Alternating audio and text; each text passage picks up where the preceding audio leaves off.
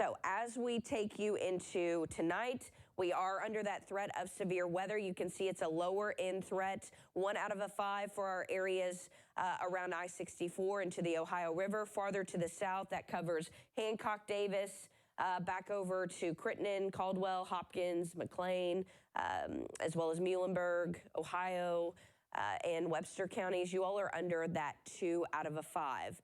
Now, I don't think there's going to be a huge difference. We could see an isolated severe storm develop that may have some large hail, but I do think for the most part, this is just going to be your typical storms. We are a little bit cooler.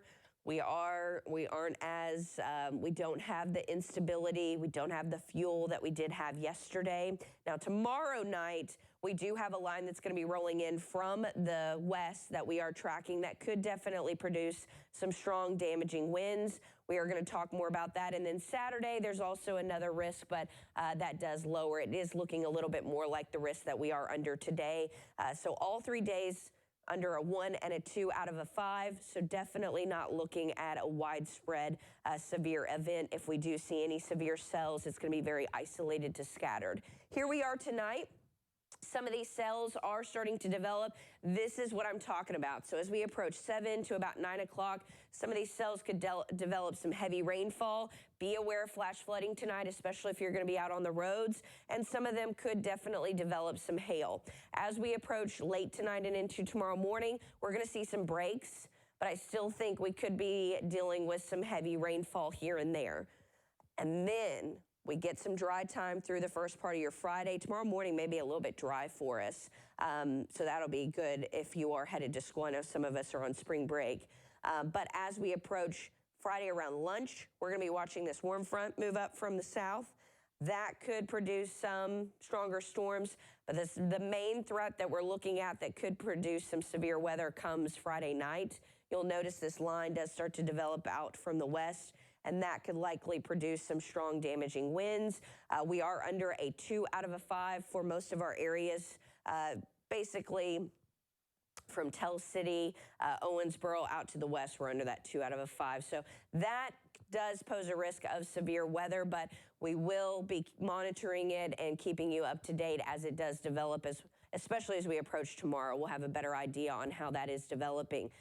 But unfortunately, after that line pushes through, we still have rain that's going to be generating through Saturday. So it's several waves, and that's why we could potentially see high amounts of rainfall. I don't want you all to think some of those models were putting out very high numbers earlier this week. They have still stayed high for this area, but we are trending a little bit downward. But I mean, the models are showing it. The conditions are definitely lining up to play into what we could see as a potentially a life-threatening event as we continue through the next several days. So that's why we want you to take that flooding threat so seriously. And I mean, you can see the rain, just sticks around. And that's where we could be looking at an additional 3 to 6 inches on top of what we've already seen. Sunday does look to be a little bit drier. It is going to be cooler for us. But the next 3 days, we're definitely going to have to stay patient. This is just one model that we are looking at from today through Sunday. You can see 3 to 6 inches, closer to you could even say 4 to 8 inches, but I do think 3 to 6 is more realistic. That's an additional on top of what we've already seen, but we will continue to monitor it. If we do see any fluctuations, obviously we're going to have some overperformers and we're going to have some underperformers, but like we've been showing you with these models, with the amount of rain coming through, and you got a taste of it today, it is going to be a very soggy next several days. 61, Evansville. We are a little bit cooler than we were yesterday. It's definitely still breezy out of the north. Dew points back down into the 40s. So I do think that severe threat's going to be much lower, especially with that instability. The fuel just definitely not there. 56 in Washington, 59 in Harrisburg, and we're at 61 in Henderson. As we approach tonight, we've got showers and storms rolling through, but temperatures are going to fall into the lower 50s. We stay in the 70s through Saturday, throughout days due to that flooding threat, and then next week looks drier and cooler.